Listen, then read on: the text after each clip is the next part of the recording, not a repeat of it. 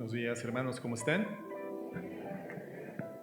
Gracias a Dios, me da gusto que estemos reunidos en esta mañana de domingo para continuar siendo estudiantes dedicados, meticulosos en la palabra de Dios y poder tener un conocimiento cada vez, por la gracia de nuestro Señor, más amplio de quién es Él, cómo amarle, cómo vivir para Él, cómo servirle y bueno, cómo representarle exitosa y objetivamente en esta tierra. En esta mañana vamos a estudiar un tema que tiene por título El imperioso regreso de Jesucristo.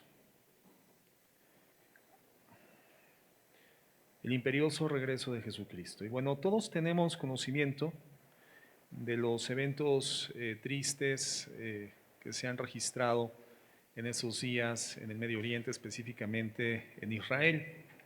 Hay una gran cantidad de información dada por los medios noticiosos, las plataformas de internet, ¿verdad? Han invertido una cantidad inusitada de información, videos, reportajes sobre lo que ha venido sucediendo en Israel. Este ataque que el sábado de la semana pasada se registró en contra de la nación de Israel. Quiero dar un antecedente muy breve, muy sucinto. Mi intención no es dar una descripción historiográfica profunda porque como tal ni siquiera la he investigado, pero sí tenemos conocimiento general de la situación y quiero abordarlo desde esa perspectiva. Miren, Israel se constituye en Estado Nacional en el año 1948 y es reconocido por la Organización de las Naciones Unidas como tal, como un Estado nacional, y les ha asignado el 60% del territorio en la tierra de Palestina. El punto es que este territorio que se le asigna políticamente, diplomáticamente a Israel, es un territorio que le corresponde a Israel por designio divino.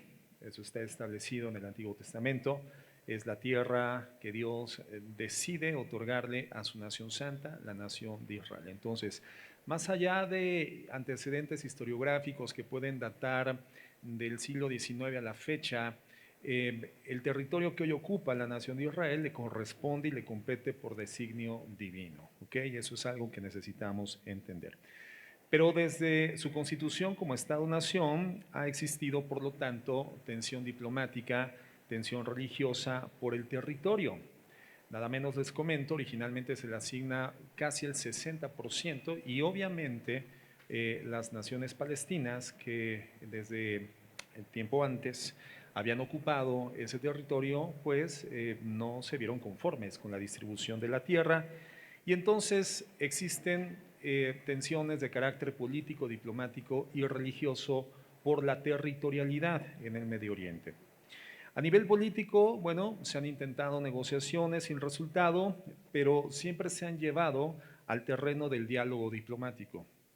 Pero religiosamente encontramos grupos islámicos extremistas como la OLP, la Organización Pro Liberación de Palestina, ISIS, Hezbollah y bueno, más recientemente lo que vimos a través del grupo Hamas, que han efectuado actos de terrorismo con el propósito de ir adquiriendo la posesión de la territorialidad que tiene asignada Israel, aparte de ejercer venganzas, capturar rehenes y hacer negociaciones a través de este tipo de procedimientos terroristas, bélicos y delictivos también. Ahora, tenemos que entender que si bien estos grupos extremistas han recibido financiamiento de estados palestinos, en sí no representan la perspectiva de la forma de procedimiento de los grupos palestinos, ¿verdad? Estamos hablando de grupos extremistas radicales que están actuando, cierto, financiados seguramente por algunos estados nacionales, pero no representan la forma de perspectiva al respecto de la manera de obtener la territorialidad que Palestina desea para sí por vía de estos métodos terroristas. Entonces, cuando vemos acontecimientos como los de esta semana, no podemos nosotros visualizar a los pueblos palestinos como los responsables. Estos son actos ejercidos por grupos extremistas, grupos radicales religiosos. Ahora, ¿qué representa esto para nosotros como cristianos, como hijos de Dios? Y eso es lo que realmente nos interesa. ¿Qué es lo que representa para nosotros como cristianos? Bueno, en Mateo 24:4 el Señor Jesucristo, respondiendo a la pregunta que le hacen sus discípulos sobre cuáles serían las señales de su venida, Él contesta, les dijo, mirad que nadie os engañe, porque vendrán muchos en mi nombre diciendo, yo soy el Cristo, y a muchos se engañarán. Y oiréis de guerras y rumores de guerras, mirad que no os turbéis, porque es necesario que todo esto acontezca, pero aún no es el fin. Porque se levantará nación contra nación, reino contra reino, habrán pestes, hambres, terremotos en diferentes lugares.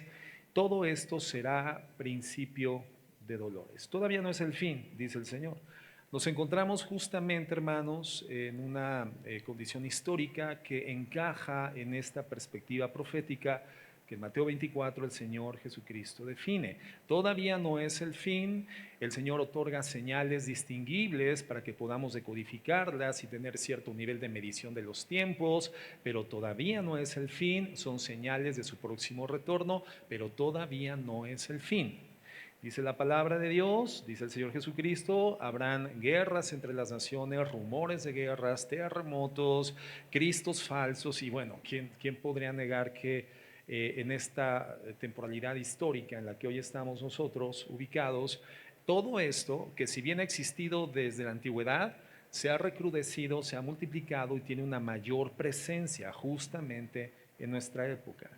Podemos, por lo tanto, entender que sí nos encontramos en una fase cada vez más cercana al regreso de nuestro Señor Jesucristo, a la venida de nuestro Señor Jesucristo.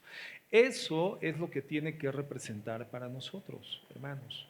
Nosotros como cristianos no podemos tomar posicionamientos a favor de Palestina, a favor de Israel. Sabemos que Israel es el pueblo de Dios, sabemos que fuimos llamados no a orar por Palestina, sino a orar por el pueblo de Dios, pero no estamos orando por la paz bélica, porque sabemos que esta no va a existir, esta se va a recrudecer. De hecho, naciones de la tierra, dice la palabra de Dios en el libro de Daniel, en el libro de Apocalipsis, se van a reunir en torno de Israel con el propósito de aniquilarla.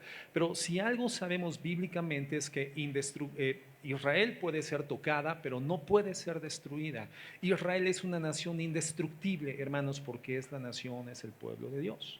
Nosotros tenemos que orar no por la paz bélica, sino por la paz espiritual que vendrá al pueblo de Dios cuando la predicación del Evangelio se propague en el tiempo profético preciso, y entonces el Israel sobreviviente a todos estos elementos y conflictos bélicos sea salvo de acuerdo a la palabra de Dios. Es la paz del alma, es la paz del espíritu resultante del conocimiento de la redención en nuestro Señor Jesucristo.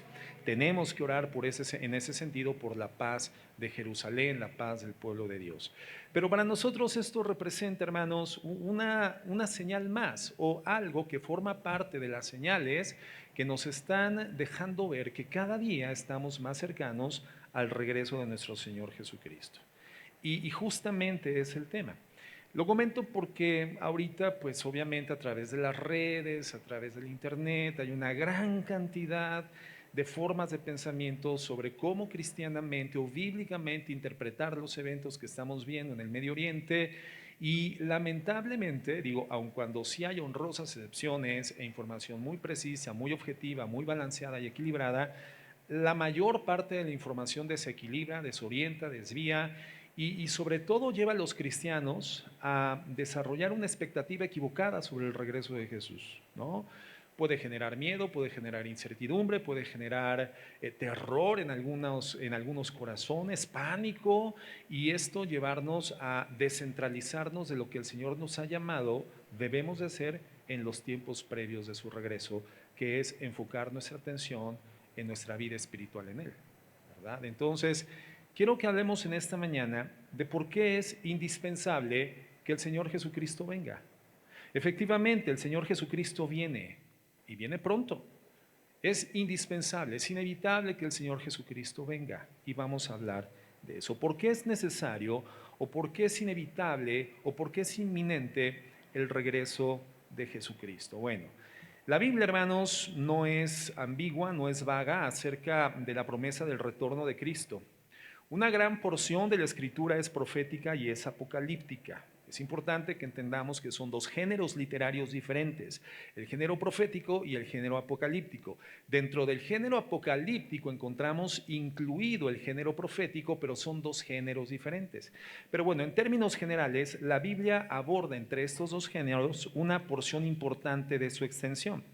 De hecho, una tercera parte de la Biblia tiene que ver con las profecías, que tienen directamente vinculación con el regreso de Jesucristo, el arrebatamiento de la iglesia y la venida final del Mesías. Entonces, sin duda alguna, es un tema importante en la profecía del Antiguo Testamento y del Nuevo Testamento. La información que se ha vertido, yo he visto particularmente una alarmante, proveniente de un pastor, no voy a decir su nombre, pero que él narra la experiencia que hace unos meses tuvo viajando a Israel, estando él en el Muro de los Lamentos. Dice que un hombre con características místicas se le acercó y le comenzó a hablar sobre aspectos del fin. Y él decía que entre la información que este hombre místico le proporcionaba, se encontraba el hecho de que el rapto de la iglesia era una infiltración filosófica de Satanás, que la iglesia se había comido y se había tragado como un niño toma un dulce que se le apetece. Y esto es muy grave porque él lo comenzó a enseñar en diversas congregaciones con transmisión pública por las redes, como si lo que él estuviera predicando, dicho por este personaje místico, fuera real. El problema es que es un pastor que tiene una gran cantidad de seguidores y se le ha considerado como un pastor que se ha esforzado en la sana interpretación de la palabra de Dios. Y entonces a mí me llama mucho la atención como una doctrina esencial, una doctrina inobjetable de la Biblia, como lo es el arrebatamiento de la iglesia, que se encuentra perfectamente definido y descrito en la Biblia, hoy es negada por el misticismo de un personaje desconocido que trae un mensaje novedoso a los oídos de un pastor y lo comienza a hablar y a publicar sin considerar filtrar esa información en la palabra de Dios. Es grave. ¿Y qué ha generado esto? Bueno, duda en el corazón de los creyentes al respecto o de la venida de Cristo, el regreso de Cristo o el arrebatamiento de la iglesia. Y esto es muy triste, porque te voy a decir, dentro del círculo cristiano, hermanos, dentro de lo que es el cristianismo, todos aquellos que nos encontramos dentro de la confesión de fe de los apóstoles de nuestro Señor Jesucristo, digamos las líneas dogmáticas, podemos tener diferentes puntos de vista sobre el tema del milenio, sobre el tema del arrebatamiento de la iglesia, el regreso del Señor Jesucristo.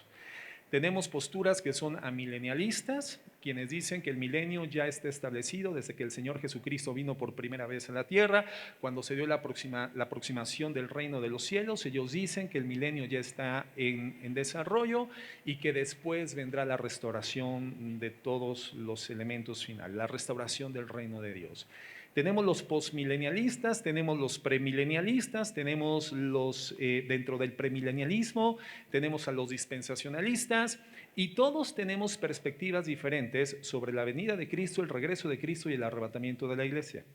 Pero ninguna de estas posturas escatológicas que forman parte del cristianismo auténtico, el cristianismo bíblico, niegan ninguno de estos eventos, no niegan el arrebatamiento de la iglesia.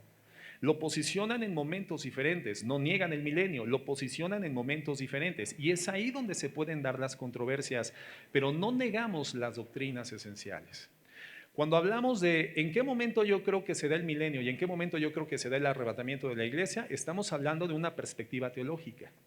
Pero cuando hablamos del milenio y del arrebatamiento, sin importar las perspectivas teológicas, estamos hablando de doctrinas esenciales de la palabra de Dios.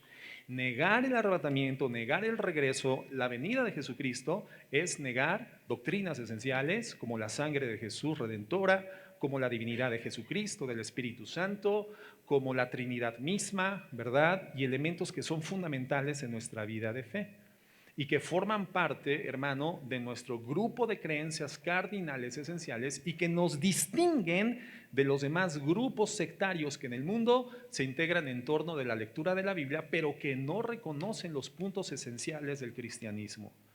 Entonces, no podemos tener dudas de esto, hermano. O sea, no podemos dudar, el Señor vendrá, no vendrá. No, fíjate, el Señor Jesucristo tiene que venir. A pesar del descrédito y del desinterés que una gran cantidad de personas en el mundo, tal vez la mayor cantidad de personas en el mundo, tienen en relación a la venida de Jesucristo. Segunda de Pedro 3:3 dice lo siguiente: ante todo, sabed esto, que en los últimos días vendrán burladores con su sarcasmo, siguiendo sus propias pasiones. Voy a leer todas las escrituras, van a ser en la Biblia de las Américas. Hermanos, ustedes seguramente traerán la Reina Valera, pueden leer en la pantalla o en su Biblia, pero es la misma información, algunas palabras diferentes, pero el mismo sentido. Ante todo, sabed esto, que en los últimos días vendrán burladores con su sarcasmo, siguiendo sus propias pasiones y diciendo: ¿dónde está la promesa de su venida? Porque desde que los padres durmieron, todo continúa tal como estaba desde el principio de la creación. Y en el versículo 8 dice: pero amados, no ignoréis esto, que para el Señor un día es como 1000 años y 1000 años es como un día. El Señor no se tarda en cumplir su promesa, según algunos entienden la tardanza, sino que es paciente para con vosotros, no queriendo que nadie perezca, sino que todos vengan al arrepentimiento. Pero el día del Señor vendrá como ladrón por la noche, en el cual los cielos pasarán con gran estruendo y los elementos serán destruidos con fuego intenso, y la tierra y las obras que hay en ella serán quemadas. Cuando dice la Biblia que la venida del Señor Jesucristo vendrá como ladrón, porque Él lo equipara con esa ilustración. El Señor no viene a destruir como lo hace un ladrón en ese sentido. El Señor no viene a despojar en ese sentido maléfico, maligno, como lo hace un ladrón, pero sí viene de manera sorpresiva. ¿Y por qué como ladrón? Porque la mayor parte de la gente no lo estará esperando. Y sí menciona posteriormente elementos que van a representar, ya sea que lo evaluemos simbólica o literalmente, lo que nos dice a continuación, son circunstancias que van a generar un cambio radical, una transformación total de las condiciones de existencia en función a cómo nosotros las vemos, las experimentamos y las vivimos el día de hoy.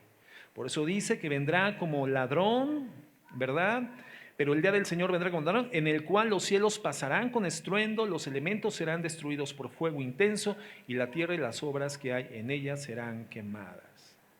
Entonces, la historia del mundo se encuentra dirigiéndose hacia la conclusión que Dios ya ha predestinado, hermanos. No es un fin que vendrá como el resultado de una guerra, un conflicto nuclear o por la irresponsabilidad social en el cuidado del medio ambiente, hermanos, no. Jesús, hermano, viene porque le da cumplimiento al propósito eterno de Dios. Lo que Él ha predicho en la Escritura va a tener cumplimiento. No nos equivoquemos, hermanos, Jesucristo viene. Eso es innegable. Eso es bíblico, eso es central, es medular, es esencial en nuestro cuerpo de doctrina, en nuestra vida de fe. Y quiero que veamos algunas razones en la Biblia por las que podemos estar seguros, hermanos, que Jesucristo viene de nuevo. En primer lugar, porque Dios lo ha prometido. El Antiguo Testamento se encuentra lleno de la promesa de un Mesías redentor. Y esa promesa, hermanos, digamos que es el enfoque central de todo el Antiguo Testamento. Desde el mismo principio, hermanos, en el libro del Génesis, capítulo 3:15, donde el Señor nos ofrece lo que teológicamente se ha definido como el protoevangelio. El primer anuncio del evangelio, cuando el Señor dice en la Escritura: y pondré enemistad entre ti y la mujer, entre tu simiente y la simiente de ella. Él te herirá en la cabeza y tú lo herirás en el calcañar. ¿De qué está hablando? Está hablando del momento en el cual Dios ejerce el juicio en contra de la serpiente en el huerto del Edén después de la comisión del pecado por el hombre y por la mujer. Y entonces Dios distribuye juicios hacia el hombre, hacia la mujer, pero también hacia la serpiente. Y a la serpiente, que evidentemente entendemos es un símbolo representativo de la acción satánica de Satanás mismo, dice: la simiente, es decir, la generación de esta mujer, en algún momento del futuro te va a aplastar, te va a destruir. Es decir, tus días están contados sobre la tierra. Y quien logra la destrucción final de Satanás es nuestro Señor Jesucristo. ¿Dónde se consuma? En la cruz del Calvario, donde el libro de los Colosenses en el Nuevo Testamento nos dice que cuando Cristo fue colgado, clavado en la cruz, despojando a principados y potestades, les exhibe públicamente y triunfa sobre ellos, definitivamente en la cruz del Calvario. Entonces, Desde el Génesis encontramos este protoevangelio, este anuncio del advenimiento de un Mesías que restauraría las condiciones originales de vida por la gracia de Dios ante la pecaminosidad humana. En el libro de Malaquías 4, verso 1 dice así: porque aquí viene el día ardiente como un horno, y todos los soberbios y todos los que hacen el mal serán como paja. Y el día que va a venir les prenderá fuego, dice el Señor de los ejércitos, que no les dejará ni raíz ni rama. ¿De qué nos está hablando, hermano? De un juicio venidero. Un juicio que en su momento será ejercido inclementemente en la tierra en contra del pecado y de los pecadores. No dejará raíz ni rama, mas para vosotros que teméis mi nombre, se levantará el sol de justicia con la salud en sus alas, y saldréis y saltaréis como terneros del establo. Qué diferente para los que creemos. ¿En quién? En Jesucristo. ¿Quién es ese sol de justicia de acuerdo a la Biblia? Nuestro Señor Jesucristo. ¿Qué está diciendo el Señor Jesucristo, el Dios del universo, entre Génesis y Malaquías, que es la extensión de nuestro Antiguo Testamento? Que Jesucristo viene a la tierra. Es la promesa de Dios. Entonces, todo el Antiguo Testamento está lleno de profecías del Mesías por venir, y por lo menos 333 promesas distintivas de nuestro Redentor. Y de las más de 100 profecías acerca de la primer venida de Jesucristo, hermanos, todas fueron cumplidas precisamente, literalmente, en su persona, en la persona de Cristo. En su concepción, en su nacimiento virginal, en su entrada a Jerusalén arriba de un pollino, en sus ropas partidas y distribuidas por suertes cuando estaba en la cruz, la profanación de sus manos cuando fueron horadadas, cuando fueron perforadas, y también sus pies, el rechazo de los hombres, hermano, y esto lo encontramos en Isaías 53. Y todas estas profecías, hermanos, pudieron haberse interpretado alegórica o literalmente, pero todas tienen un perfecto cumplimiento en Jesucristo. En el Nuevo Testamento, hermanos, encontramos el registro repetido de que todas estas profecías del Antiguo Testamento fueron cumplidas en el Señor. ¿Para qué? Para que, cumplidas las profecías de los profetas, la gente creyera. Fíjate, por ejemplo, Mateo 26, 55. Dice: en aquel momento, vamos a hacer un paseo por la Biblia el día de hoy, hermanos, un paseo por la palabra de Dios, hermoso paseo. Dice: en aquel momento Jesús dijo a la muchedumbre: como contra un ladrón habéis salido con espadas y garrotes para arrestarme. Estamos hablando del huerto de Getsemaní, hermanos. Cada día solía sentarme en el templo para enseñar y no me prendisteis. Pero todo esto ha sucedido para que se cumplan las escrituras de los profetas. ¿Qué está diciendo Jesús? Esto que está sucediendo en el momento de mi aprehensión no es otra cosa sino el cumplimiento de lo dicho por los profetas. Entonces todos los discípulos la abandonaron y huyeron. Cumplimiento de perspectivas proféticas, anuncios proféticos del Antiguo Testamento que tienen cumplimiento perfecto en Cristo. Mateo 2:13 dice: después de haberse marchado ellos, un ángel del Señor se les apareció a José en sueños, diciendo: levántate, toma al niño y a su madre y huye a Egipto, y quédate allí hasta que yo diga, porque Herodes va a buscar al niño para matarle. Aquí el Señor Jesucristo acaba de nacer, pero les ha anunciado por este mensajero divino, este ángel, que tenían que huir justamente para evitar que Jesús fuera matado por Herodes. Y él, levantándose, tomó de noche al niño y a su madre y se trasladó a Egipto, y estuvo allá hasta la muerte de Herodes, para que se cumpliera lo que el Señor habló por medio del profeta, diciendo: de Egipto llamé a mi hijo. Fíjate, bien interesante, cuando el profeta en el Antiguo Testamento menciona esta profecía: de Egipto llamé a mi hijo, se está refiriendo a Jacob. Él, cuando está recibiendo la inspiración en el Antiguo Testamento, hermano, no está pensando en Jesucristo. Pero es impresionante cómo hay profecías del Antiguo Testamento que cobran una dimensión tipológica, es decir, sin que el mismo escritor del Antiguo Testamento lo entendiera, estaba escribiendo circunstancias que tendrían cumplimiento perfecto en Jesucristo, y después el Nuevo Testamento verifica en sus páginas que de lo que hablaba el profeta del Antiguo Testamento era justamente de Jesucristo. Eso es maravilloso. Isaías 53, cuando dice la Escritura, no lo busquen, lo voy a mencionar nada más, cuando dice la Escritura que Jesucristo, bueno, que habría un hombre que sería despreciado, desechado de las personas, de los hombres, experimentado en quebrantos, como que escondimos de él el rostro, no le estimamos, fue menospreciado, el castigo de Dios fue sobre él y él pagó el precio por nuestra paz, etcétera, etcétera, etcétera. El profeta, hermanos, no está pensando en Jesucristo, el profeta está pensando en Israel. Sin embargo, tipológicamente esto tiene un cumplimiento perfecto en nuestro Señor Jesucristo en el Nuevo Testamento, y todos estos escritos donde dice para que se cumpliese lo que estuvo escrito, lo que está escrito, demuestra que los profetas muchas veces escribieron sin saber que hablaban de Jesucristo, pero finalmente hoy se nos dice que era de Jesucristo de quien se hablaba en el Antiguo Testamento. Esto se le llama interpretación tipológica. Es decir, hay un tipo en el Antiguo Testamento y un cumplimiento en el Nuevo Testamento que se le llama el antitipo.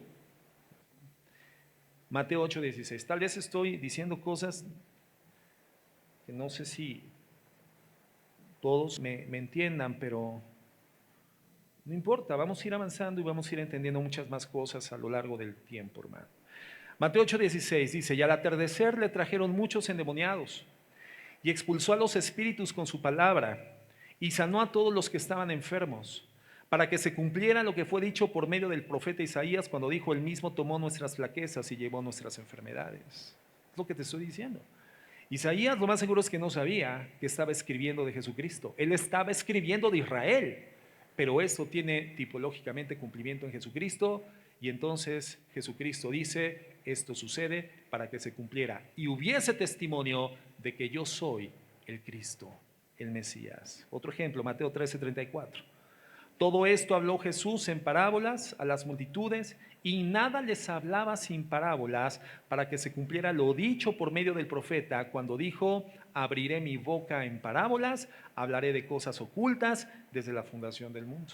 Una vez más, en el Nuevo Testamento hay un cumplimiento perfecto, puntual, objetivo, reconocible de las profecías mesiánicas del Antiguo Testamento. En Cristo tienen perfecto cumplimiento. Un ejemplo más, Juan 19:28. Después de esto, sabiendo Jesús que todo se había ya consumado para que se cumpliera la escritura, dijo, tengo sed. Había allí una vasija llena de vinagre, colocaron pues una esponja empapada del vinagre en una rama de hisopo, se la acercaron a la boca. Entonces Jesús, cuando hubo tomado el vinagre, dijo, consumado es, e inclinando la cabeza, entregó el espíritu. Sabiendo que todo se había consumado, dice el verso 28, para que se cumpliera la escritura. ¿Qué significa esto, hermano? Que si todas las profecías sobre Cristo, sobre el Mesías de Israel, tuvieron cumplimiento en el Nuevo Testamento en forma precisa, objetiva y puntual en Jesús, todo lo que Jesucristo dice de su segunda venida a la tierra, su regreso, es 100% confiable. Es absolutamente veraz. Y de la misma forma que las profecías sobre él se cumplieron cuando él vino a la tierra para redimirnos, de la misma manera se cumplirán las profecías que él nos dice de su segundo regreso para juzgar al mundo. Para juzgar al mundo. Mateo 24:42, ¿qué dice Jesús? Por lo tanto, velad, porque no sabéis en qué día vuestro Señor viene. ¿Qué está diciendo Jesús? Yo vengo. Mateo 24:44, por eso también vosotros estad preparados, porque a la hora que no pensáis, vendrá el Hijo del Hombre. ¿Qué significa esto? Cristo viene. Apocalipsis 1:7, dice Jesús, he aquí, viene con las nubes, y todo ojo lo verá, aun los que le traspasaron, y todas las tribus de la tierra harán lamentación por él. Sí, amén. Yo soy el alfa y la omega, dice el Señor, el que es, el que ha de venir, el que era y el que ha de venir, el Todopoderoso. ¿Cuál es el mensaje de Jesús? Jesucristo viene. Apocalipsis 3:11 dice, vengo pronto, retén firme lo que tienes, para que nadie tome tu corona. 22:12, he aquí, yo vengo pronto, y mi recompensa está conmigo, para recompensar a cada uno según su obra. 22:20, El que testifica de estas cosas dice, sí, vengo pronto, amén, ven Señor Jesús. Pero hay quienes no creen que Cristo venga. Pero si el Señor Jesucristo dio cumplimiento con su vida misma a las profecías de su advenimiento primero del Antiguo Testamento, entonces podemos tener total confianza de que lo que Él profetiza de su segundo advenimiento, su segunda venida, tendrá perfecto cumplimiento. Si Cristo no viene, Cristo mintió. ¿Habrá mentido Cristo? Claro que no. Jesucristo viene, hermanos. Lo que Él ha prometido, lo va a hacer. Así como Dios cumplió cada profecía sobre la primera venida de su Hijo Jesucristo, también cumplirá cada profecía de su segunda venida. Entonces, ¿por qué es necesario que Cristo venga? Por las promesas de su advenimiento. En segundo lugar, ¿por qué es necesario que Cristo venga, hermano? Porque la enseñanza de Cristo lo demanda. La enseñanza de Jesucristo tuvo muchas referencias, como ya lo vimos, a su segunda venida. Y cuando Él estuvo en juicio, hermano, por su vida, Jesús definió su propia deidad como una declaración en su momento muy audaz acerca de la segunda venida, pero no como la primera, como un cordero, sino segunda venida en condición triunfante. Fíjate lo que dice Marcos 14:61. Él se encuentra siendo enjuiciado injustamente por el Sanedrín judío. Mas él callaba, dice, y nada respondía. Le volvió a preguntar el sumo sacerdote diciéndole, ¿eres tú el Cristo, el Hijo del Benito? Jesús dijo, yo soy. Y veréis al Hijo del Hombre sentado a la diestra del poder. ¿Y qué más dice? Y viniendo con las nubes del cielo. ¿Qué dijo Jesucristo? ¿Qué le dijo al sumo sacerdote en el momento de su juicio religioso? Yo voy a venir y tú lo vas a ver. Viniendo en las nubes del cielo, voy a regresar. En la noche en la que fue entregado, fíjate lo que Cristo le dice a los discípulos, Juan 14:1. Dice, no se turbe vuestro corazón, creed en Dios, creed también en mí. En la casa de mi Padre hay muchas moradas, si no fuera así, os lo hubiera dicho, porque voy a preparar un lugar para vosotros, y si me voy y preparo un lugar para vosotros, vendré otra vez y os tomaré conmigo para que donde yo estoy, allí estéis también vosotros. ¿Cuál es el anuncio de Jesucristo? Que Él viene, Él regresa, Él viene por segunda vez. Él se ha anticipado, dice, para preparar moradas, y eso ya en algún momento en el pasado reciente lo comentábamos. Hay ciertas perspectivas no muy objetivas en el cristianismo que dicen que tenemos residencias y mansiones esperando por nosotros en los cielos de Dios. Y esto no lo dice la palabra de Dios, esto es más bien algo de corte mítico. Lo que sí dice Jesucristo es que Él se ha anticipado a nosotros para preparar moradas. Y la palabra morada significa habitación, un cuarto. Pero no es cualquier cuarto, hermano, ni es cualquier habitación, sino es una habitación en la casa de Dios. Entonces ya te imaginarás qué clase de habitación el Señor estará preparando para que nosotros permanezcamos juntamente con Él. ¿Y por qué estaremos juntamente con Él? Porque Él viene por nosotros. Si yo me anticipo, dice el Señor Jesucristo, a preparar un lugar para ustedes, entonces vendré otra vez y los tomaré conmigo. Los tomaré conmigo. Para que donde yo estoy, allí estéis también vosotros. Entonces, ¿por qué es necesario que el Señor Jesucristo venga? Porque sus promesas así lo demandan. En tercer lugar, por el testimonio del Espíritu Santo. Por el testimonio del Espíritu Santo. El Espíritu Santo es llamado por Jesucristo el Espíritu de verdad. ¿Qué significa esto, hermano? Que no miente, ¿verdad? El Espíritu de verdad le es absolutamente imposible mentir porque Él es la tercera persona de la divinidad. Y a través de la inspiración que dio a los escritores del Nuevo Testamento, Él habla de la segunda venida de Cristo, hermanos. Y fíjate lo que dice, por ejemplo, Juan 14:15. El Señor Jesucristo nos dice, si me amáis, guardaréis mis mandamientos. Yo rogaré al Padre y Él les dará otro consolador para que esté con vosotros para siempre. Es decir, el Espíritu de verdad, a quien el mundo no puede recibir porque ni le ve ni le conoce, pero vosotros sí le conoceréis porque mora con vosotros y estará con vosotros. Ese espíritu de verdad nos es dado por el Señor Jesucristo una vez que Él asciende al cielo, resucitado, y entonces se gesta el origen de la iglesia cristiana en el día de Pentecostés, cuando se da la venida del Espíritu Santo sobre los creyentes, y a partir de ese momento, cada ocasión que una persona ante el mensaje del Evangelio cree en Jesucristo, le recibe en su vida, es habitado, es morado por el Espíritu Santo, y entonces el propósito del Espíritu Santo es guiar a esa persona a la justicia y a la verdad, porque Él es el Espíritu de verdad. Y entonces en Juan 15:26 Jesucristo dice, cuando venga el Consolador, es decir, el Espíritu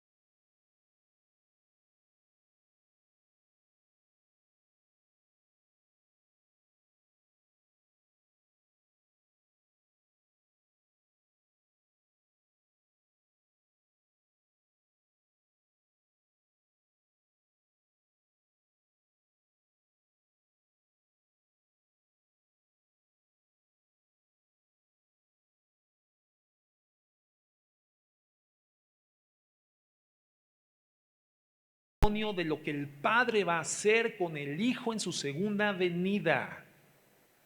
Entonces, ¿por qué tiene que venir nuestro Señor Jesucristo? Porque lo demanda el testimonio del Espíritu Santo. Lo demanda el testimonio del Espíritu Santo. En cuarto lugar, ¿por qué tiene que venir Jesús, hermano? Porque lo exige el plan de Dios para la iglesia. El programa que Dios tiene para la iglesia exige o demanda el regreso de nuestro Señor Jesucristo. Sabemos que Dios actualmente está tomando, por decirlo así, de pueblo de gentiles, es decir, de los que no son judíos étnicamente, está tomando personas para integrar un pueblo al cual Él diseña o define como iglesia, y está generando un cuerpo alegóricamente. Ahí, por ejemplo, cuando la Biblia habla de la iglesia como cuerpo, es una alegoría, porque literalmente no somos un cuerpo, ¿verdad? Somos muchos cuerpos, pero juntos integramos la iglesia de Cristo, y alegóricamente el Señor dice que integramos su cuerpo en la tierra. ¿Por qué? Porque es como si fuéramos los unos de los otros miembros, y con la actividad coordinada, inteligente, gobernada por Cristo desde el cielo sobre la iglesia, efectuamos tareas complejas como lo ejecuta un cuerpo en la tierra. Y la tarea más compleja que el cuerpo de Cristo tiene que desarrollar en la tierra es la predicación del Evangelio. Entonces, en ese sentido, hermanos, somos el cuerpo de Jesucristo. Y fíjate lo que dice Hechos 15:12. Hechos 15:12. Entonces, toda la multitud cayó y oyeron a Bernabé y a Pablo, que contaban cuán grandes señales y maravillas había hecho Dios por medio de ellos. ¿Entre quiénes? Entre los gentiles, hermanos, entre los gentiles. Aquí nos encontramos en el primer concilio, el concilio cristiano registrado en Jerusalén, donde los apóstoles estaban siendo guiados por el Espíritu Santo para, entre otras cosas, definir cuáles serían los principios y normatividades que establecerían para la vida de los cristianos gentiles. No para los cristianos judíos, sino los cristianos gentiles. No para los judíos que se convertían al cristianismo, sino para los pueblos paganos que ante la predicación del Evangelio venían a la conversión a Jesucristo. Y entonces aquí Pablo está narrando lo que sucedió con Cornelio. ¿Se acuerdan, hermanos, cuando Pedro, lo que sucedió con Cornelio cuando él estaba en una azotea? Y de repente viene un grupo de personas en representación de Cornelio, un centurión romano, del ejército romano, y entonces Dios le dice a Pedro, Pedro, mata y come, y le muestra un lienzo con todos los animales de la creación, y entonces Pedro le dice a Dios, no, Señor, porque jamás he probado cosa inmunda, y Dios le dice, no llames inmundo lo que ya fue purificado con mi sangre. Entonces aquí tenemos una doble interpretación. Hoy, con una actitud de gratitud, podemos comer hasta armadillo, hermano. Por eso cuando comemos carnitas no tenemos ningún remordimiento, a menos que tengas alguna restricción médica, pero no hay algo, hermano, que no sea purificado por la sangre de Jesús. Después, en este mismo concilio se establece que solamente lo que no debemos de comer es la sangre de los animales, pero de allá en fuera todo animal, hermano, no nos comemos las hormigas, no nos comemos los gusanos de maguey, no nos comemos las cucarachas. A veces ni cuenta nos damos, hermano. Pero ahí tenemos varias ya, hermano, en proceso digestivo. Y en China se la comen sin ningún problema, hasta en chocolate, hermano, los alacranes. Ahora, ¿eso está mal? Bueno, si fuera necesario, dice la Biblia que la oración santifica el alimento. Esa era una de las interpretaciones. Hoy el alimento ya no tiene ningún problema, la oración lo santifica. Pero tenemos que entender que el cerdo, por ejemplo, y esa gama de animales que eran prohibidas en el Antiguo Testamento, lo fueron porque simbolizaban la pecaminosidad. Dios utilizó símbolos que fueran decodificables para la inteligencia humana, que representaran la pecaminosidad y el odio que Dios tiene contra el pecado. Pero dice el Señor, una vez culminada la redención y resuelto en la sangre de Cristo el problema del pecado, Pedro, mata y come, la oración santifica el alimento. Pero lo más importante, Pedro estaba recibiendo el mensaje que entendería cuando llega a predicar a la casa de Cornelio, siendo todos los que estaban en esa casa gentiles, es decir, no judíos, paganos, y cuando les predica el Evangelio, se da la conversión a Jesucristo con la señal manifiesta de la presencia del Espíritu Santo entre ellos, hablando en lenguas humanas. Entonces, hermanos, ¿por qué tiene que venir nuestro Señor Jesucristo? Porque tiene un programa para la iglesia. La iglesia que está integrada por gentiles, personas que no somos originalmente judíos en condición étnica. Y el verso 13 dice, y cuando ellos callaron, Jacobo respondió diciendo, varones hermanos, oídme. Simón, es decir, Pedro, ha contado cómo Dios visitó por primera vez a los gentiles para tomar de ellos pueblo para su nombre. Y con esto concuerdan las palabras de los profetas, como está escrito, después de esto volveré y reedificaré el tabernáculo de David que está caído y repararé sus ruinas y lo volveré a levantar para que el resto de los hombres, no solamente los judíos, sino todos los demás hombres busquen al Señor y todos los gentiles sobre los cuales es invocado mi nombre. O sea que desde el Antiguo Testamento había una profecía de la conformación de la iglesia cristiana a través de la redención por la sangre de Cristo. O sea, hay un programa divino para la iglesia y para que ese programa se cumpla es necesario el regreso de Jesucristo. Entonces el papel de la iglesia es el de ser en otra alegoría, una especie de novia purificada para Jesucristo. Una novia que está lista para ser presentada a Cristo, hermano. ¿Cuándo? ¿En qué momento? En su segunda venida. En su segunda venida. Y Pablo utiliza esta alegoría, la alegoría de las bodas. ¿Entre quiénes se dan las bodas, hermanos? Entre un novio y una novia. Bueno, hoy también entre un puente y una persona, ¿no? Pero eso es una locura. Las bodas, desde la perspectiva única, válida, que es la perspectiva de Dios, se da entre un hombre y una mujer, una novia y un novio.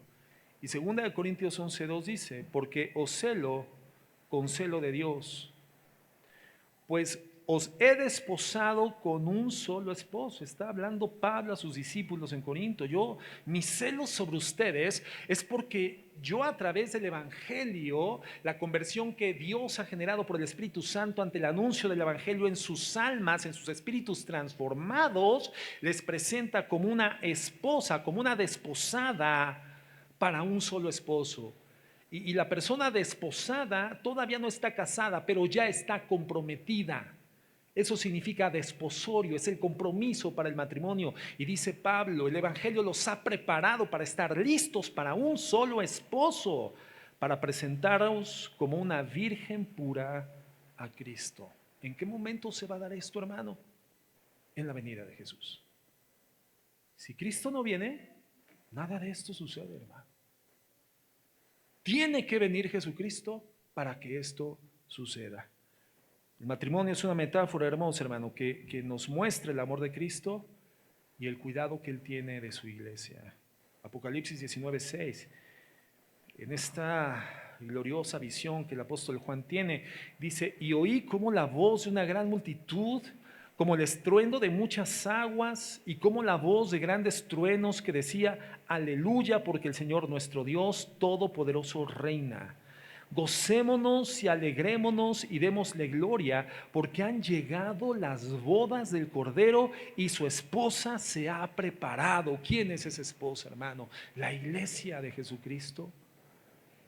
Aquí lo que está viendo el apóstol Juan en esta visión, el Apocalipsis que le es dictado por el Espíritu Santo, hermano, que le es revelado por el Espíritu Santo, es real.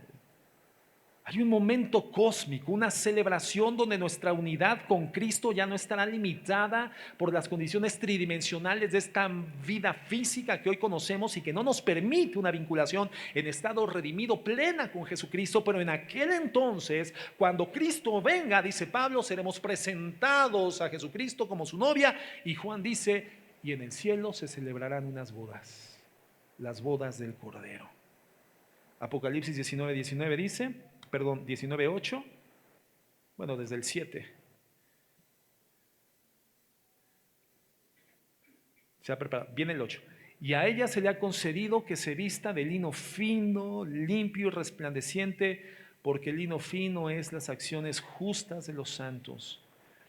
la cena de las bodas del Cordero. Y el ángel me dijo, escribe, bienaventurados los que son llamados a la cena de las bodas del Cordero. Y me dijo, estas palabras son verdaderas de Dios.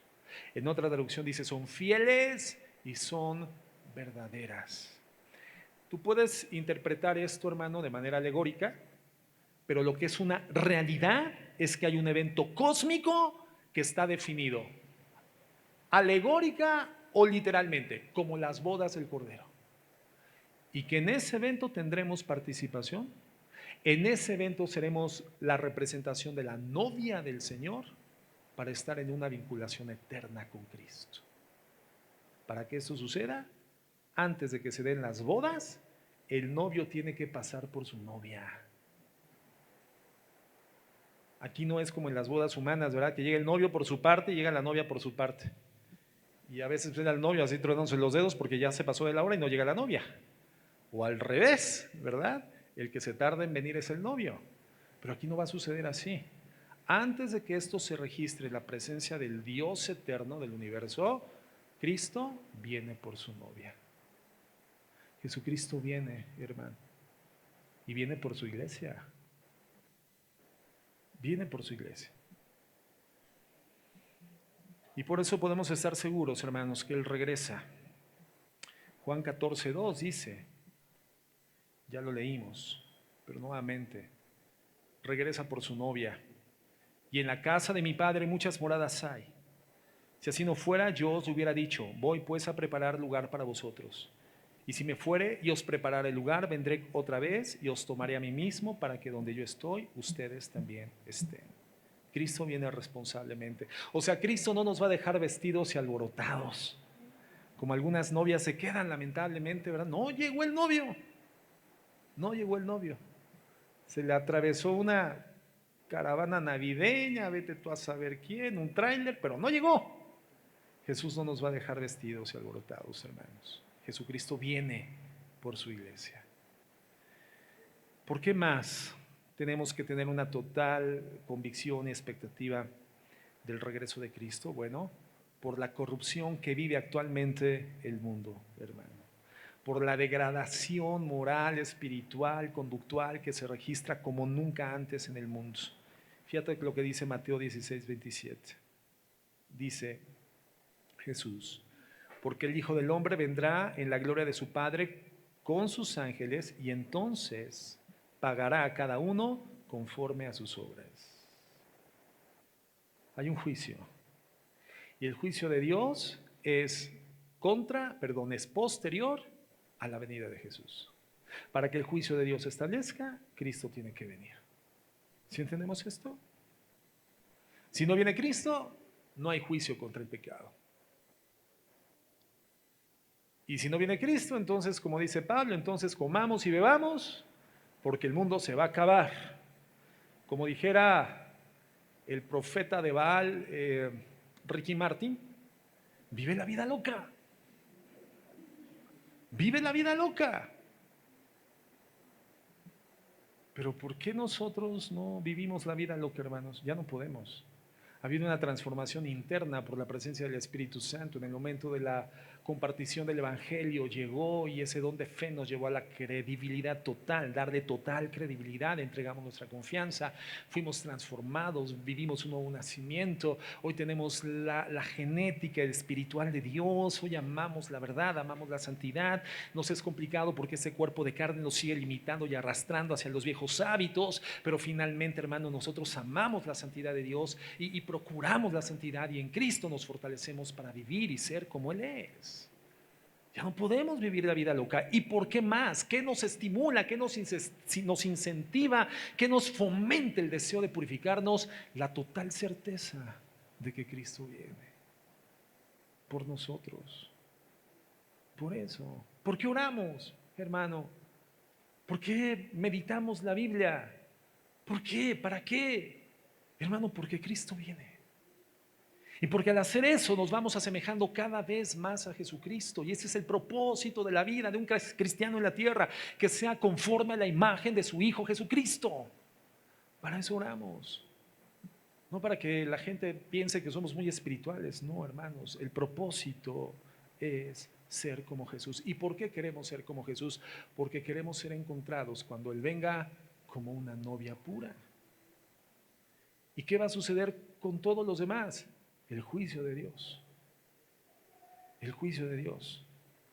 Por eso la iglesia redimida de Jesús permanece en la tierra después de que fuimos justificados ante la predicación del Evangelio. Quedamos en la tierra con el único propósito de predicarlo, hermanos. Predicar la reconciliación que Dios trae a través del sacrificio de Jesucristo en la cruz del Calvario, esos méritos que resuelven la distancia del hombre con su Dios por el pecado humano ante la santidad de Dios. Esa distancia que es un grave problema que define teológicamente la muerte del ser humano, porque la muerte del ser humano no es bíblicamente dejar de existir, significa estar separados de Dios. Ese problema, esa distancia, esa gravísima dificultad, Jesucristo evita que se convierta en una condición eterna a través de su muerte en la cruz del Calvario. Y entonces en la muerte de Cristo en la cruz del Calvario, el Señor extiende el puente para podernos nosotros reconciliar a la condición original entre Dios y el hombre, sin pecado, en santidad, para habitar eternamente con Dios. Nos quedamos en la tierra, hermanos, después de nuestra redención, para predicar eso a la gente. Para eso estamos en la tierra, para predicarlo. Por lo tanto, hermanos, para los incrédulos, la venida de Jesucristo significa juicio inminente e imparcial. Judas 1:14, fíjate lo que dice. De estos también profetizó Enoc, séptimo desde Adán, diciendo: he aquí vino el Señor con sus santas decenas de millares.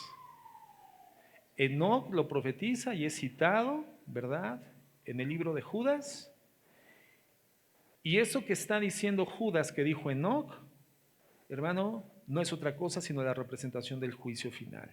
Judas 1:15 dice: para hacer juicio contra todos y dejar convictos a todos los impíos de todas sus obras impías que han hecho impíamente y de todas las cosas duras que los pecadores impíos han hablado contra él. Entonces, ¿qué significa para nosotros la venida de Jesús? Algo maravilloso, pero para los incrédulos, algo espantoso, hermanos. Apocalipsis 19:11. El jinete del caballo blanco es el subtítulo. Entonces vi el cielo abierto, y aquí un caballo blanco, y el que lo montaba se llamaba Fiel y Verdadero, y con justicia juzga y pelea. ¿Quién es ese fiel y verdadero que montaba este caballo? Jesús. Sus ojos eran como llama de fuego, y había en su cabeza muchas diademas, y tenía un nombre escrito que ninguno conocía sino él mismo. Estaba vestido de una ropa teñida en sangre, y su nombre es el Verbo de Dios. Y los ejércitos celestiales, vestidos de lino finísimo, blanco y limpio, le seguían en caballos blancos. De su boca sale una espada aguda para herir con ella las naciones, y él las regirá con vara de hierro, y él pisa el lagar del vino del furor y de la ira de Dios Todopoderoso. Y en su vestidura y en su muslo tiene escrito este nombre: Rey de Reyes y Señor de Señores. Cuando habla del lagar de su ira, está hablando de su ira venidera, inevitable, hermanos, el juicio de Dios contra los incrédulos. Entonces, para los creyentes, su venida es gozo extraordinario, hermanos, gozo absoluto. Y Jesucristo tiene que regresar para ejecutar retribución justa sobre pecadores, para llevar a cabo el juicio, hermano, que Él prometió en contra de la pecaminosidad del mundo. Entonces, las condiciones actuales del mundo y el pecado histórico de la humanidad, de aquellos que han rechazado la redención en Jesucristo, demanda el regreso de Jesús, demanda la venida de Cristo. Si Cristo no viene, nada de esto sucede. Y si los pecadores no serán juzgados, entonces, ¿qué sentido tiene? Pero para nosotros tiene sentido, hermanos. Porque si algo ha establecido como convicción el Espíritu Santo en nuestro corazón, es que Cristo viene. ¿Lo crees? ¿Qué más, hermano? El futuro de Israel demanda que Jesucristo venga. ¿Por qué? Bueno, la mayor parte, hermano, de las personas que hoy vienen al conocimiento de Dios son gentiles que se convierten a Jesucristo, no judíos. Pero para los judíos hay promesas que se van a cumplir cuando el tiempo de la iglesia cristiana termine en esta tierra. Romanos 11:17 dice así, en una ilustración también, en una metáfora que utiliza el apóstol Pablo para hablar de los judíos, pero también de los cristianos. Fíjate lo que dice. Pues si algunas de las ramas fueron desgajadas y tú siendo olivo silvestre, le está hablando a los romanos, la iglesia gentil en Roma, y les está diciendo, si nosotros comparáramos esto con la naturaleza, con un árbol, el árbol es Jesucristo. Y ustedes romanos gentiles, cristianos gentiles, son ramas silvestres. O sea, no pertenecen al olivo natural, no pertenecen al árbol natural. Ustedes son silvestres, pero fueron encajadas en el olivo natural. Si ustedes han sido injertadas en lugar de las otras, es decir, de los judíos, y ha sido hecho participante de la raíz y de la rica savia del olivo, pero el tiempo viene cuando las ramas, las naturales, serán injertadas de nuevo al olivo. ¿Qué significa eso, hermano? Que Dios no se ha olvidado de su pueblo. Hoy se encuentra en acción la dispensación a favor de la iglesia cristiana, los gentiles redimidos por la fe en los méritos de Cristo. Pero Dios tiene todavía cumplimientos proféticos por desarrollarse a favor de su nación santa. Por eso Jesucristo dice, oren por la paz de Jerusalén, por la predicación del evangelio llegando y penetrando en el corazón de mi pueblo, porque yo tengo para ellos el ser reinjertados en el olivo natural. Verso 23, Romanos 11. Y aún ellos, si no permanecieren en incredulidad, serán injertados, pues poderoso es Dios para volverlos a injertar. Porque si tú fuiste cortado del que por naturaleza es olivo silvestre, y contra naturaleza fuiste injertado en el buen olivo, ¿cuánto más estos, los judíos, que son las ramas naturales, serán injertadas en su propio olivo? Originalmente, ¿para quién era la salvación, hermanos? Para los judíos. Y claro que se extiende a todos los pueblos del mundo por la fe, por los méritos de Cristo. Pero por eso por Dios es vista como el olivo natural, que fueron arrancados para que fueran injertados los que no éramos judíos. Pero si Dios hizo esto con los que éramos silvestres, mira, voltea a ver a tu hermano, hermana que tienes a tu izquierda derecha y dile silvestre, o sea, salvajón, rupestre, ¿verdad? O sea, somos así silvestres, hermanos. Bueno, si Dios nos hizo parte por Cristo, por la redención del olivo natural, hermano, ¿cuánto más no lo hará a través del Evangelio y por el Evangelio para los que lo crean? Hará lo mismo reinjertándolos en el olivo al que pertenecen. Romanos 11:26 continúa diciendo, y luego todo Israel será salvo, como está escrito, vendrá de Sión el libertador que apartará de Jacob la impiedad. Zacarías 12:10 nos dice, y derramaré sobre la casa de David y sobre los moradores de Jerusalén espíritu. ¿Quién es la casa de David? Los judíos, hermanos, el pueblo de Israel. Y sobre los moradores de Jerusalén voy a derramar espíritu de gracia y de oración, y mirarán a mí, a quien traspasaron, y llorarán como se llora por el hijo unigénito, afligiéndose por él como quien se aflige por el primogénito. O sea, ellos se dan cuenta de que a quien traspasaron en la cruz fue al unigénito Hijo de Dios, de lo que no se dieron cuenta cuando lo juzgaron injustamente, hermanos. Y harán lamentación por el unigénito de Dios como si fuera su primogénito. ¿De qué nos habla esto de redención para la nación de Israel? Y si Cristo no regresa, esto no sucede. ¿Por qué más, hermanos? Estoy terminando. Por la vindicación, la reivindicación de Jesucristo. ¿A qué me refiero? Bueno, a que la última ocasión en la que la gente vio en el mundo a Jesucristo, lo vio como un criminal sangrante en la cruz del Calvario. Porque ¿quiénes eran colgados en las cruces en el Imperio Romano, hermanos? Los delincuentes, los asesinos, los que asesinaban a sus madres, a sus padres, los secuestradores, los mutiladores del cuerpo.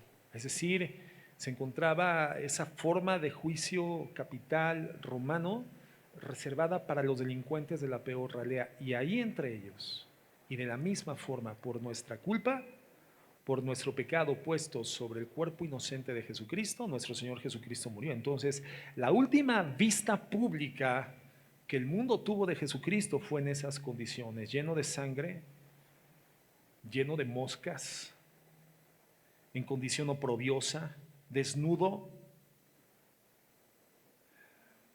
Y después de su resurrección, el Señor se presenta a unos cuantos.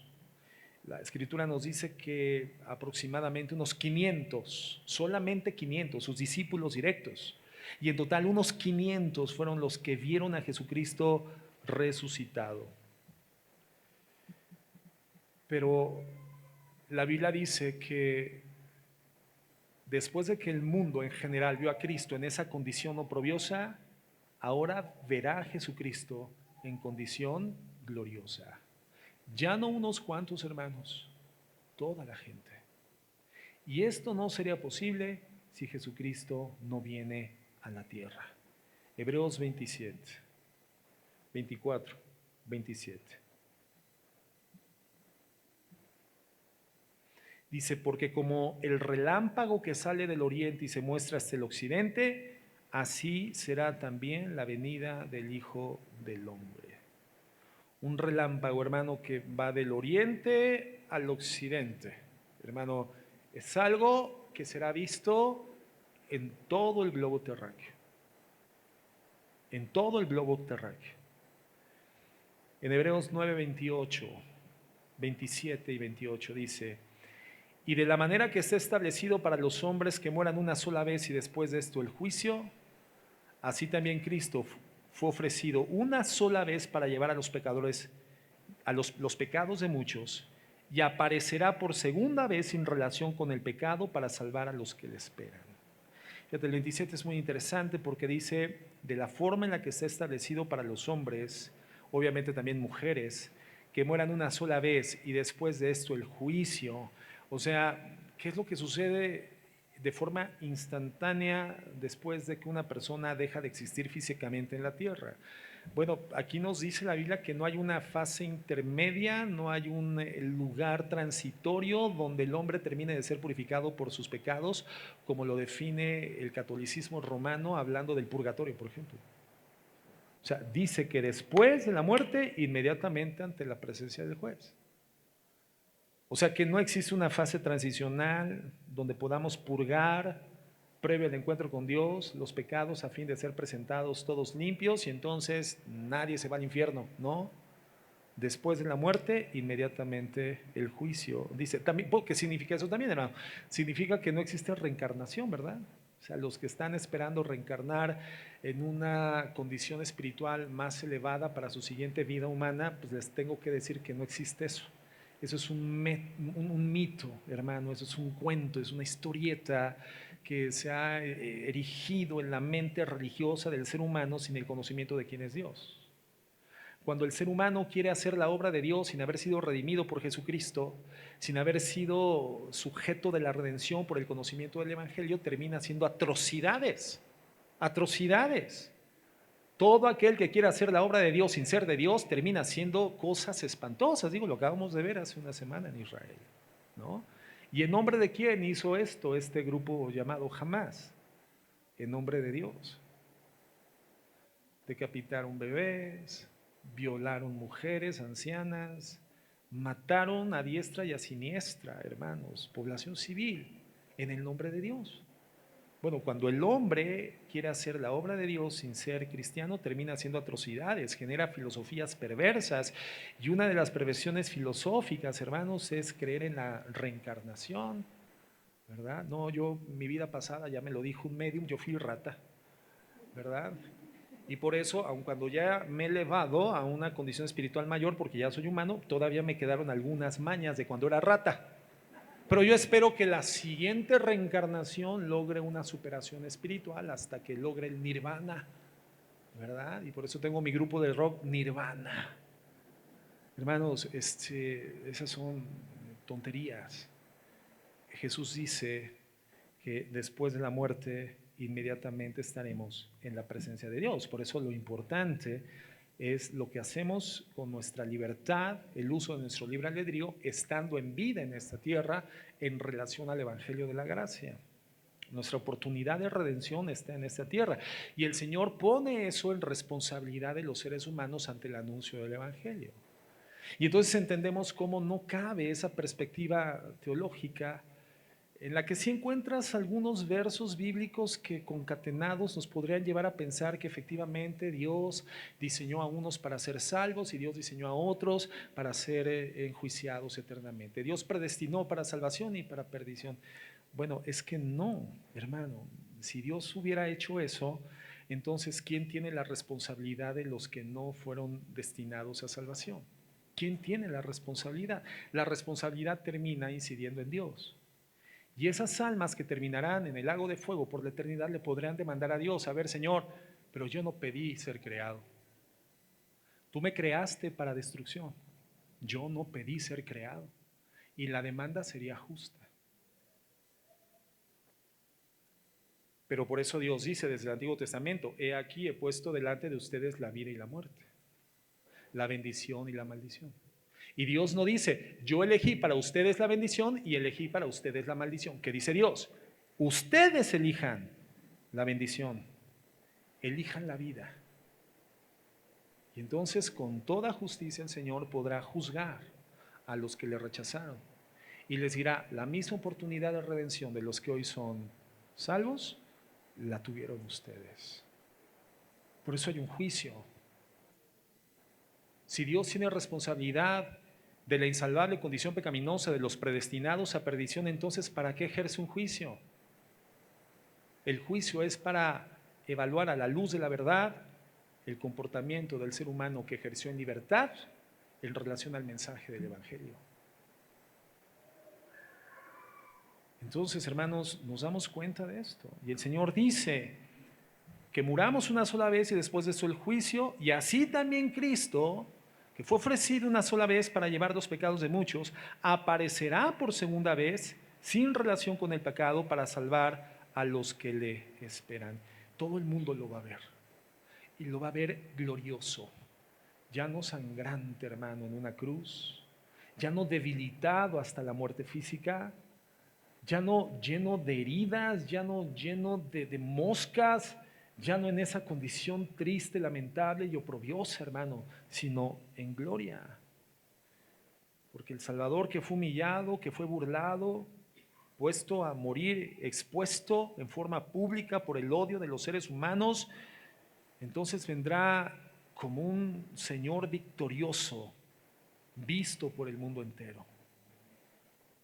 Habrá señales, hermanos, claros que Él mismo describe en el sol, en la luna, en las estrellas, en la tierra. Habrá angustias de las personas, confusión, bramido del mar, olas, etcétera. Señales claras, hermanos, a las que tenemos que estar atentos. Y entonces, en vez de especular, en vez de comenzar a sentir temor, tú eres un hijo de Dios redimido por la gracia. No tienes por qué sentir temor, miedo, angustia, inseguridad, incertidumbre. Ya no puedo dormir, no puedo conciliar el sueño, pastor. Oigo los cascos del apocalipsis en el techo de mi casa, en la azotea, pastor.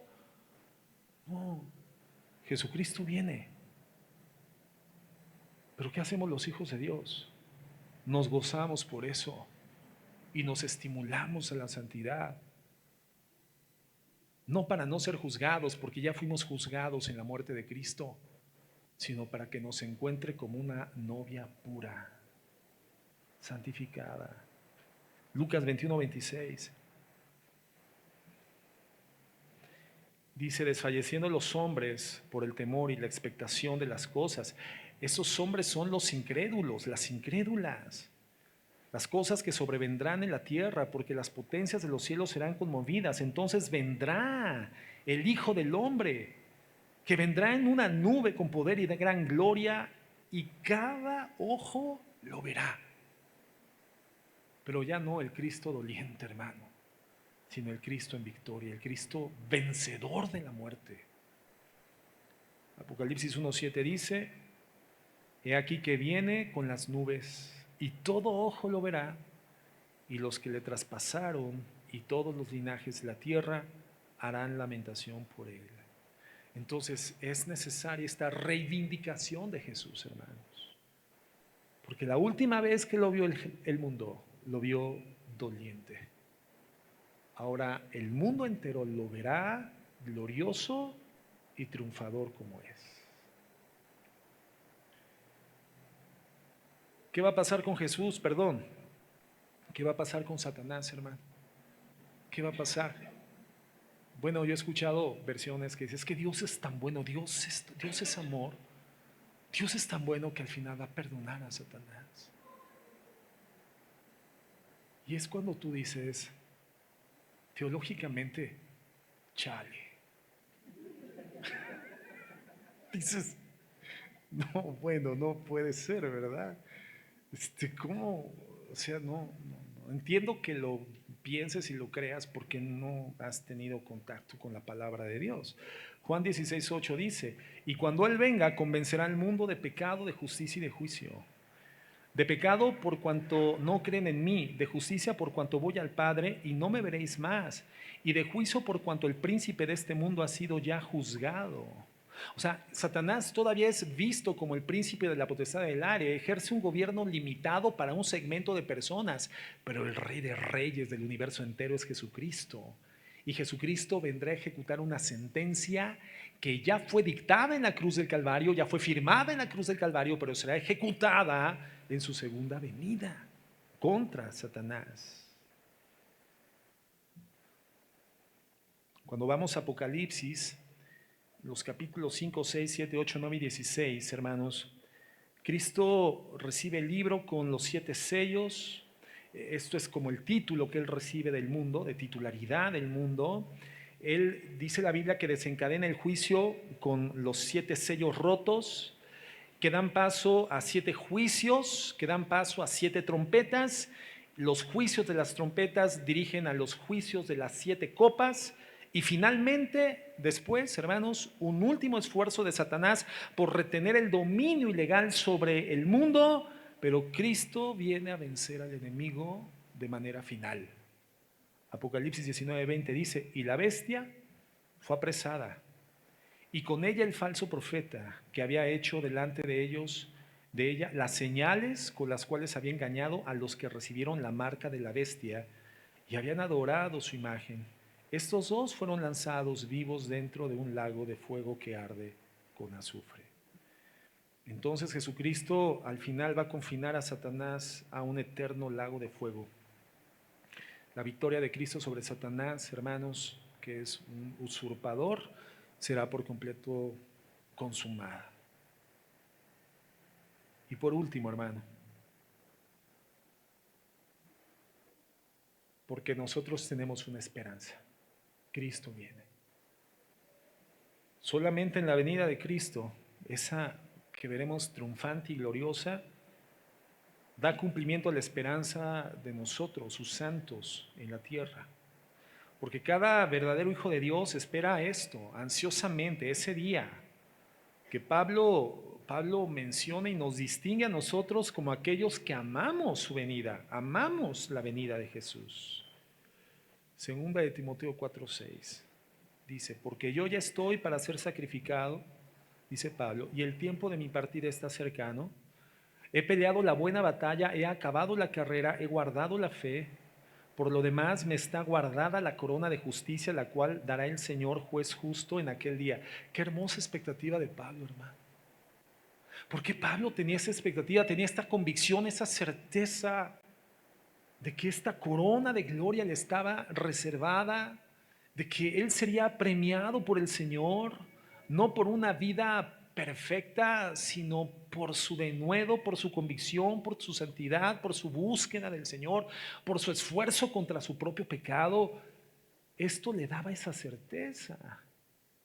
Y entonces tú crees que Pablo veía el día de su muerte como el peor día de su vida. No, hombre, lo veía como el mejor día de su vida. No procuraba la muerte porque sabía que la vida y la muerte están solamente en la mano de Dios.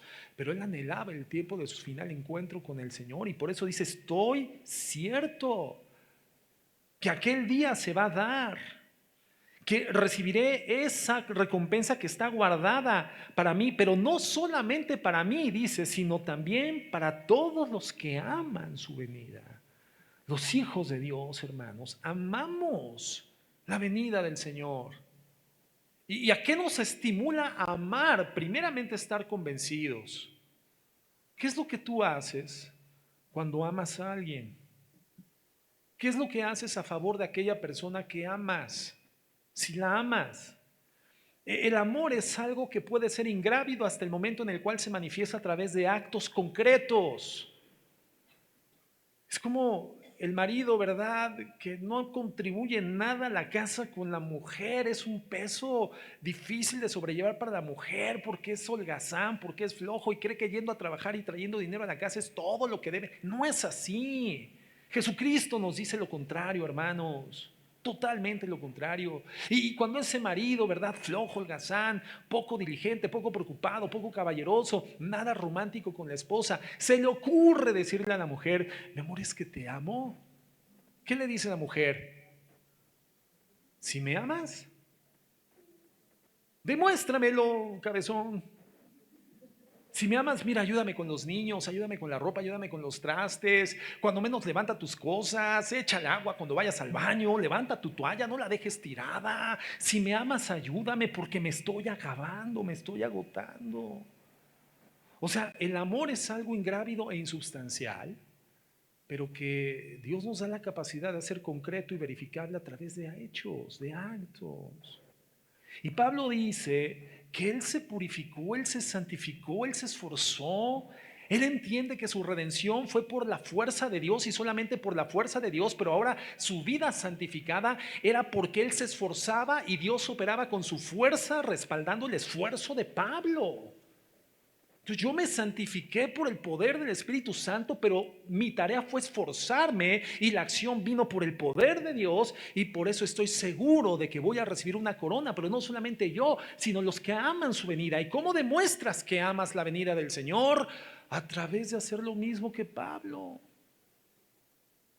Lo mismo, hermano, esforzarnos, santificarnos, ser obedientes. Teológicamente, hermanos, la redención es un acto monergista.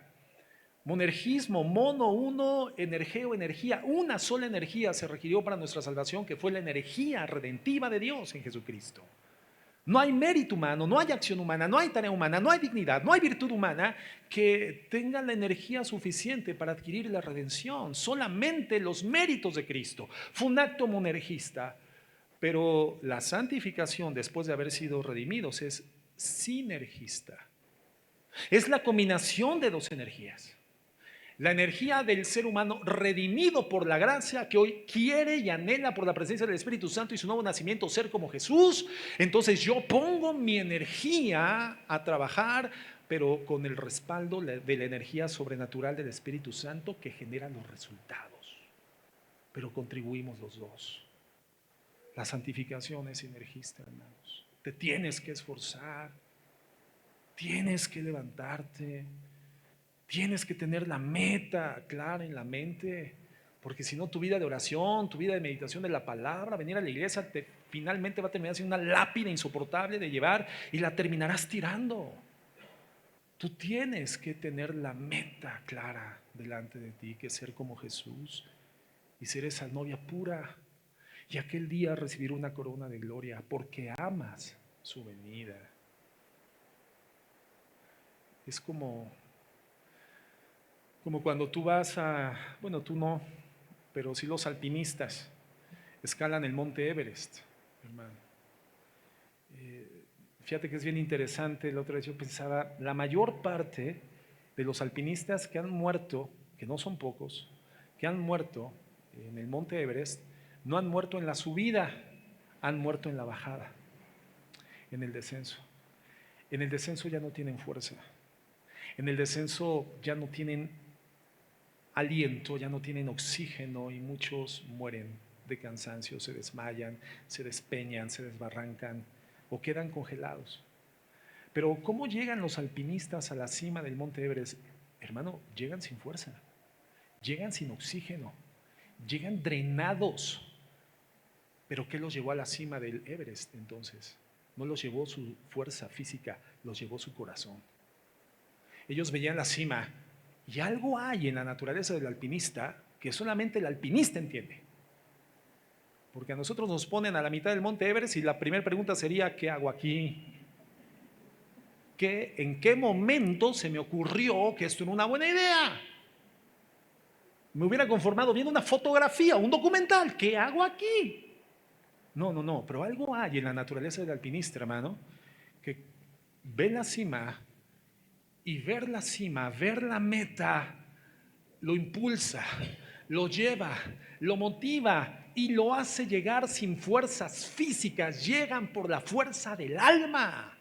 Por eso muchos mueren en el descenso, porque ya no tienen fuerzas para bajar, pero ya no les interesa, porque llegaron a la cima. Murieron con gloria. Y yo creo que en el sueño más romántico de un alpinista está eso, si he de morir, que muere en la montaña. Porque tienen la meta definida. Ahora, ser cristiano en este mundo caído y convulso por el pecado no es fácil. Y si tú no tienes la meta clara, la cima, a la vista, todo el tiempo, hermano, la vida de oración, la vida de meditación de la palabra, venir a la congregación, predicar el evangelio, llevar una vida de integridad, un día vas a decir, ¿qué carambas estoy haciendo aquí? Esto es muy pesado, esto es muy difícil, esto es hastiante, esto ya me aburrió, ya no puedo con esto y vas a renunciar. Tú tienes que tener la meta. ¿Y cuál es la meta? Ser como Jesucristo. Porque a los que amamos a Dios, todas las cosas nos ayudan para bien.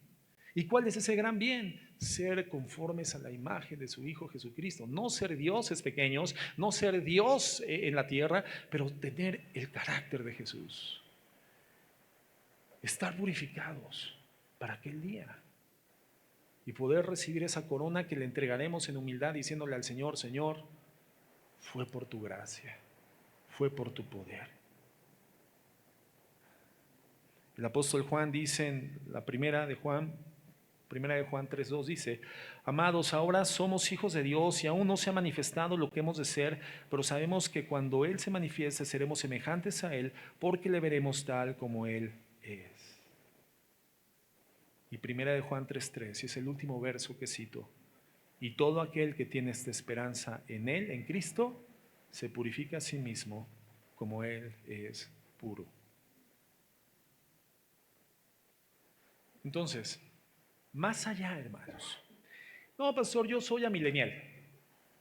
No, pastor, yo soy premilenial. No, pastor, yo soy postmilenial. No, pastor, yo soy dispensacionalista, ¿verdad? Etcétera. ¿Sabes cuál es la evidencia de una buena escatología? La escatología es el estudio de la profecía. O sea, ¿tienes una perspectiva equilibrada de la profecía de los últimos tiempos? ¿Cuál es la evidencia de que tienes una vida equilibrada? Seas dispensacionalista, premilenial, postmilenial, amilenial, mira, eso es lo de menos, la verdad. Eso es lo de menos. Pero tu escatología, que te da una vida de equilibrio, se demuestra cuando tu esperanza y tu influencia cristiana, literalmente, hermano, está santificando tu vida. Por tu escatología, por tu perspectiva de lo que está por venir en los tiempos finales, tú estás estimulado a vivir una vida santificada. Una buena escatología se identifica cuando tu esperanza, hermanos, es esa influencia.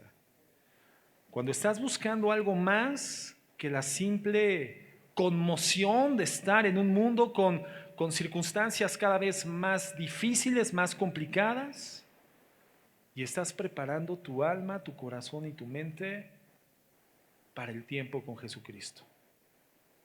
Tu escatología demuestra que es buena si tú estás ansioso y vigilante por el regreso de Jesús. Cuando estás lleno de esperanza y lleno de expectativa gozosa, tienes una escatología sana, sin importar cuál sea tu teología. Esa es la actitud a la que la Biblia nos llama a los hijos de Dios. La segunda venida no debe de detenernos de hacer lo que estamos haciendo para esperar la venida del Señor. Sí, porque con estos conflictos que se están dando ahorita internacionalmente en el Medio Oriente, hay quienes ya quieren vender todo, subirse a la punta de un cerro y esperar a que Cristo... No, una escatología saludable, hermano, no te detiene de hacer lo que estás haciendo mientras esperas la venida de Cristo. Y tampoco debe de motivarnos a enfocar toda nuestra atención en los eventos, en lo que está pasando, en la política, con las guerras, en el mundo, con el hambre. No, hermano, debe de inspirarnos a la santidad. Claro que observamos, claro que analizamos, pero nuestro enfoque continúa siendo la santidad. Dirigidos por el Espíritu Santo, purificándonos, sobre todo viendo que aquel día se acerca. ¿A qué nos lleva entonces todo esto que estamos viendo y lo que nos resta por ver, hermanos? A enfocar nuestra vida en Jesús, a olvidarnos de las discusiones teológicas, a ser bien precavidos, hermano, de verdad, con lo que ves y oyes en las redes sociales. Ya dejemos de ser cristianos de TikTok, de Instagram. Ya, hermanos, por favor. Dios no te va a discipular a través del TikTok ni del YouTube. Dios te trajo una congregación cristiana, ¿por qué crees? Para que seas discipulado en esa congregación. Ahora, no digo que no oigas, pues es imposible no ir. Es imposible no ver. Pero, hermano, evalúa, pesa, filtra. No te quedes con lo que oyes. Fíltralo en la palabra. Fíltralo en la enseñanza que el Señor te ha dado a través de la iglesia cristiana donde te congrega, porque si no tuviese razón de ser que te congregaras aquí, ¿para qué te trae el Señor? Pero si te trajo aquí es porque Él ha decidido que a través de esta congregación tengas líneas doctrinales y teológicas que le den estabilidad a tu vida, a tu alma, a tu corazón. Ubícate, por favor, hermano. Discipúlate en tu congregación. No te disipules en la internet. Todos confundidos. No, hermano. No me refiero a ustedes, sino los que hacen esto andan todo el tiempo confundidos, hermano. Errantes, inseguros, insatisfechos, inciertos. Cuando tenemos la palabra profética más segura, en la cual hacemos bien en estar atentos como una antorcha que alumbra el lugar oscuro. La palabra de Dios, hermanos. Seamos inteligentes. Bueno, vamos a orar.